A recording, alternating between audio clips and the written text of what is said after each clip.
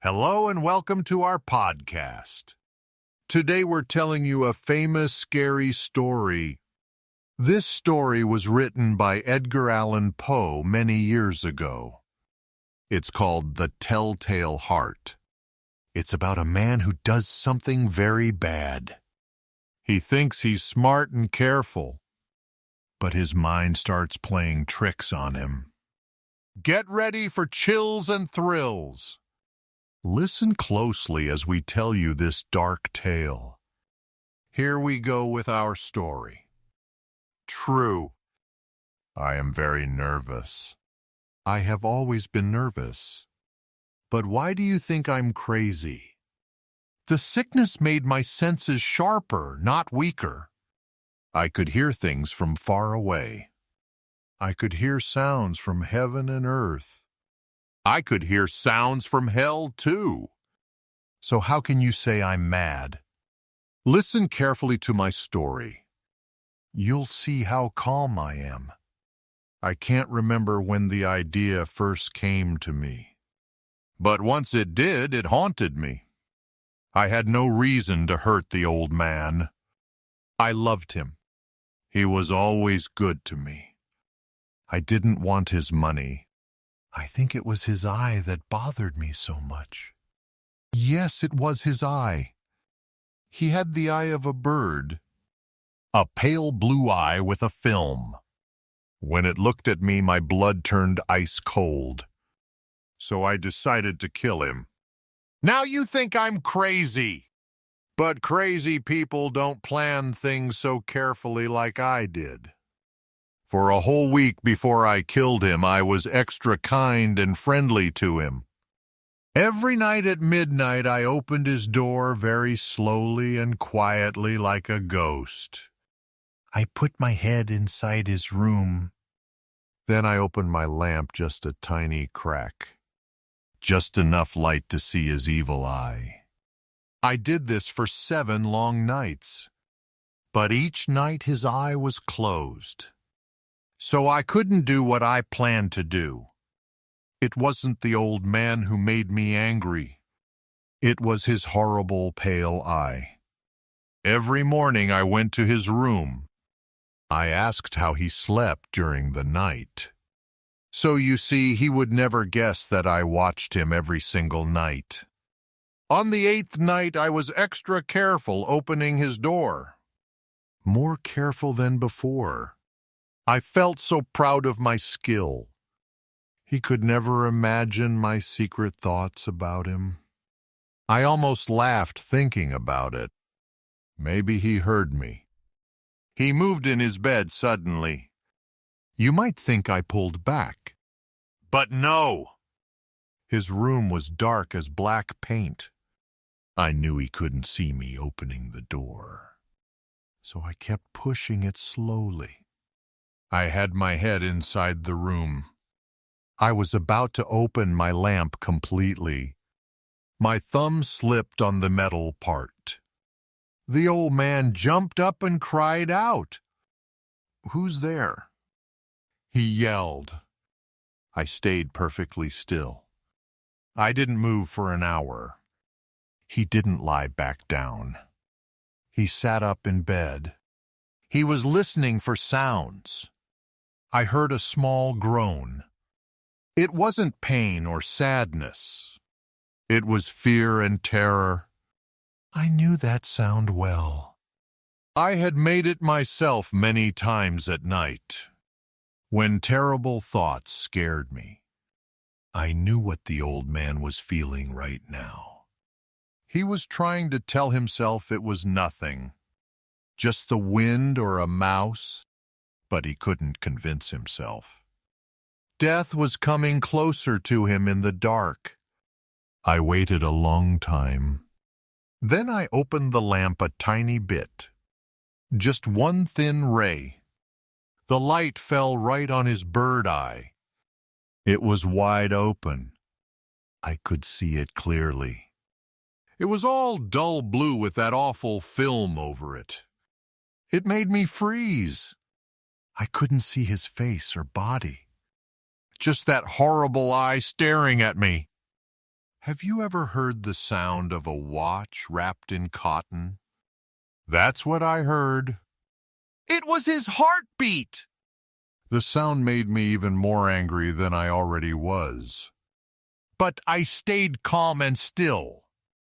I barely breathed. I could hear his heart beating. It got faster and louder. The old man was so scared his heart was racing. But I waited. I stood there for a long time. The heartbeat got even louder. I thought his heart would explode.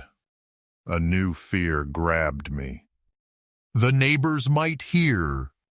The old man's time had come. I jumped into the room with a loud yell. He screamed once. Just once. I pulled the heavy bed over him completely. I smiled because my work was almost done. But his heart still beat for minutes. This didn't bother me. It couldn't be heard through the wall. Finally, it stopped. The old man was dead. I moved the bed and looked at him. He was stone cold. I put my hand on his heart. There was no beat. His eye would never bother me again. If you still think I'm mad, you won't think so when I tell you what I did next. I cut up the body. I was very careful and clean. I cut off the head, arms, and legs. I pulled up 3 wooden boards from the bedroom floor. I put his body parts underneath. Then I put the boards back down.